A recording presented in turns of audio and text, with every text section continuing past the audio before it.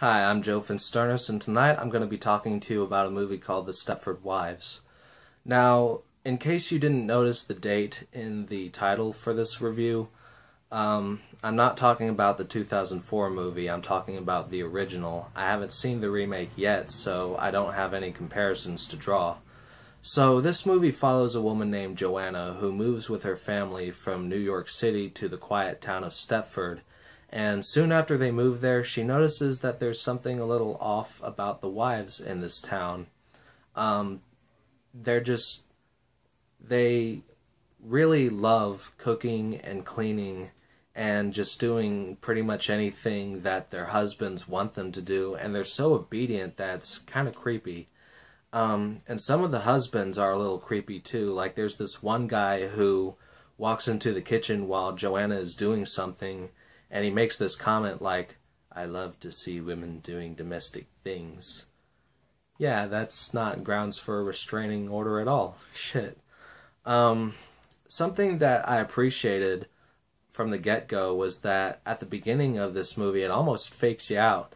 Like, if you were starting to watch this movie without knowing literally anything about it, except for the title alone, you would almost think that you were getting into just kind of a drama movie. There's nothing up front to suggest that you're about to witness anything unusual, and there's not even any creepy music playing. The music at the beginning of the film is very pretty to listen to, and as far as the horror element goes, the kind of sense of terror just takes its time to slowly and steadily build up throughout the story until it finally reaches its conclusion.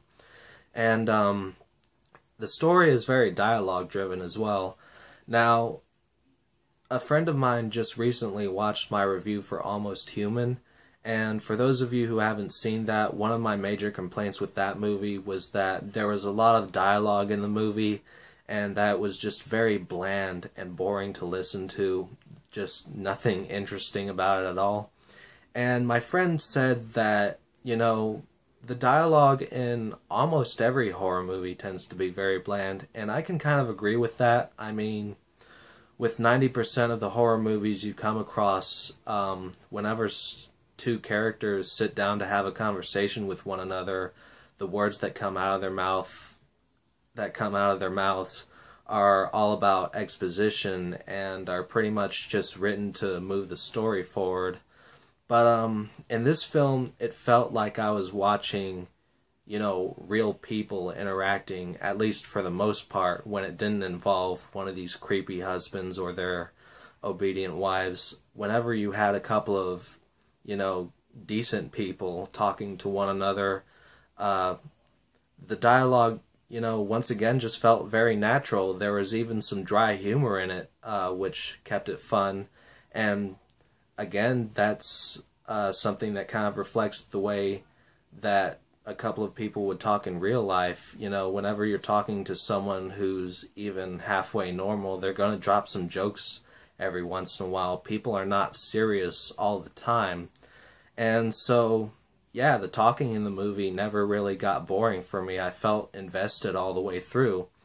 It's really something that I can't compliment enough, in fact. Now, I watched this behind-the-scenes interview special feature on the DVD. That's kind of an awkward way of describing it, but we'll go with it. And something that kind of surprised me was that when the film first came out, there were feminist groups that were against the movie. They were trying to say that it was being anti-women, but if anything, the more accurate term to describe it is that it's anti-men. It's really more of a satire on the ideas of a male-dominated world. In fact, it kind of explains a nitpick that I had with another movie.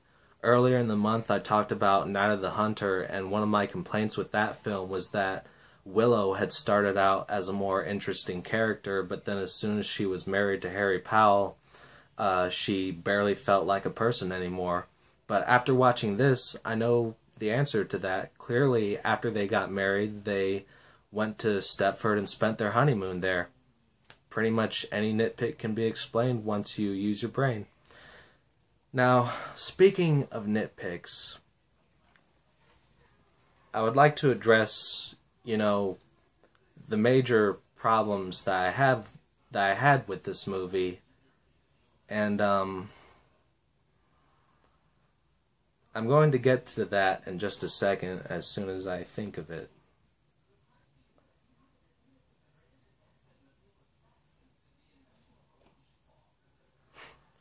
You know what? I honestly did not have any problems with the Stepford Wives. Yeah.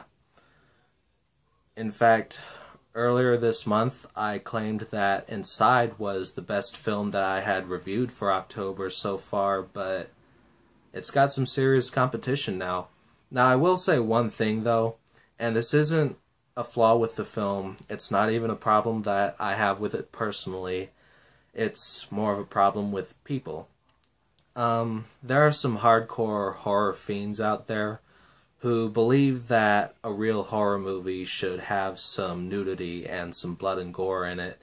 And that's fine if that's what you're into, but you're not going to find any of that in this movie. About the most you're going to get is, there's a scene with a character wearing a see-through nightgown, but, if you're interested in seeing something that has an intelligent story that's more character-driven and that takes its time to sort of creep up on you, then The Stepford Wives comes highly recommended. Anyway, that's pretty much all I've got to say about this movie. I hope you all have a good one.